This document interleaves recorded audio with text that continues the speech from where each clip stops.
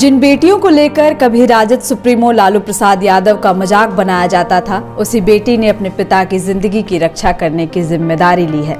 लालू यादव का आज सिंगापुर में किडनी ट्रांसप्लांट हो रहा है।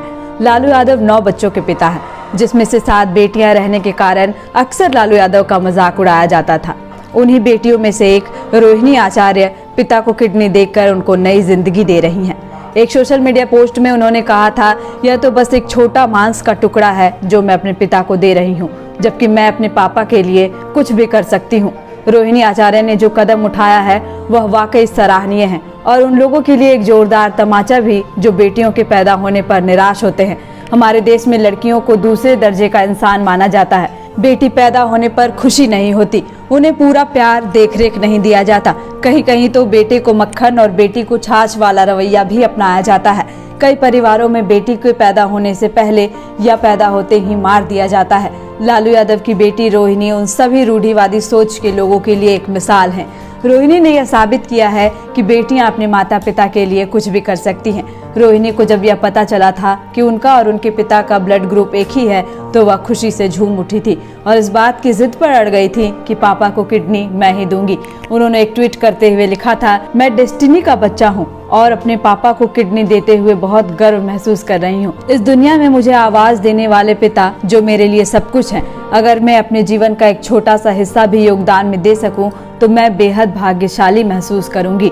माता और पिता इस धरती के भगवान हैं और हर बच्चे को उनकी सेवा करनी चाहिए। हालांकि लालू यादव शुरुआत में नहीं चाहते थे कि उनकी बेटी रोहिणी उनको किडनी डोनेट करे, लेकिन रोहिणी ने ऐसा करने के लिए पिता के ऊपर दबाव बनाया। काफी मान मनौवल के बाद लालू इसके लिए तैयार हो गए। बता दें कि रोहिणी सिंगापुर में रहती हैं। हालांकि ये पहली बार नहीं है जब बेटियां अपने माता पिता के लिए आगे आई हों। इससे पहले दिवंगत नेत्री सुषमा स्वराज को भी उनकी बेटी बांसुरी स्वराज किडनी देने के लिए तैयार हो गई थी, लेकिन बाद में मधुमेह की वजह से डॉक्टर ने उनकी किडनी लेने से मना कर दिया था।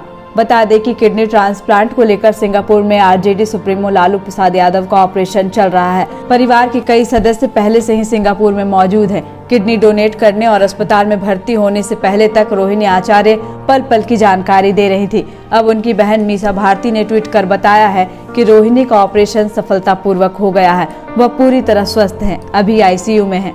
लालू यादव के बारे में लेटेस्ट अपडेट देते हुए मीसा भारती ने लिखा, अभी पापा का ऑपरेशन चल रहा है। वहीं मीसा भारती ने पिता लालू प्रसाद यादव के साथ भी एक पोस्ट में तस्वीर शेयर की है। फोटो के कैप्शन में मीसा भारती ने लिखा, आप सबकी शुभकामनाओं के लिए कोटि कोटि आभार। बायोम ने दिए हैं नीट 2022 के झारखंड टॉपर्स। क्लास 8, 9, 10, 11 एंड 12 के स्टूडेंट्स के लिए आ गया है बायोम टैलेंट रिवॉर्ड एग्जामिनेशन, जहां उड़ान एडमिशन स्कॉलरशिप में पाएं up to 1.25 crore discount and up to 100% scholarship in classroom program along with cash prize and reward. बायोम हीनू एवं नगरा टोली रांची।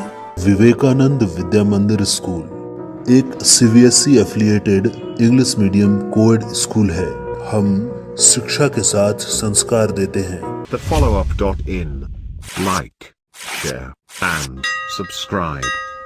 www